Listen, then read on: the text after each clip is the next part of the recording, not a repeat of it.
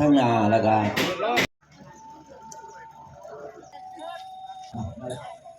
ช่วงนี้เราเป็นการเที่ยงตลาดของผมไปต่อมา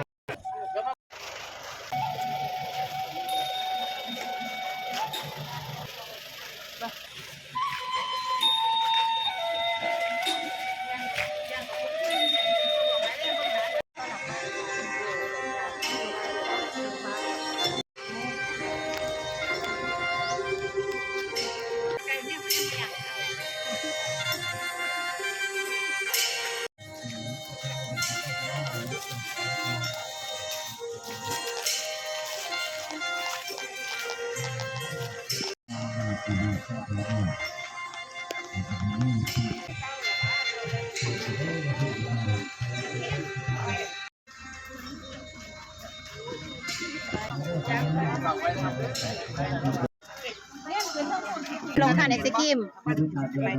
ได้เอาได้จ้ะแม่ใส่เห็ดตักซอยบ่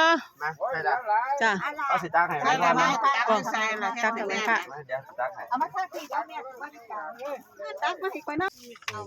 ไอศกรีมขายดีเลี้ยนคิวทราบลาบเลี้ยนคิวเด้อฝุ่นคนตักก็สวยสัมปยุตตาธรรมาอทุอมสุขายเวทนายสัมปยุตตาธรรมาวิภัก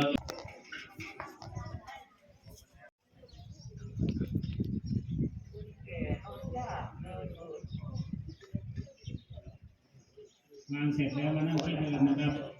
คุณครูถนอมคนตื้อ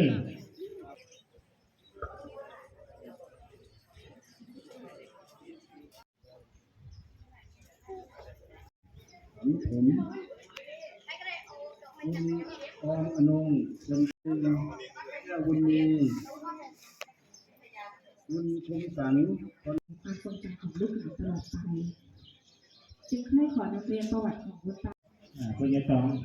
นะครับได้สะอาดผิวพรรณสดใสเกิดได้ภาพคุ้มขนาดแต่คงจะผู้ดีผู้งามคือเก่านะครับไปแล้วเพื่อพ่อ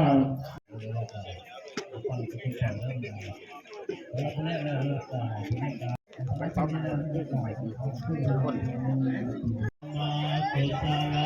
ยาสเตเจกุสลาธรรมาสาเพ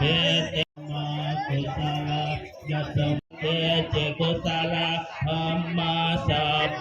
เตมาเกศลา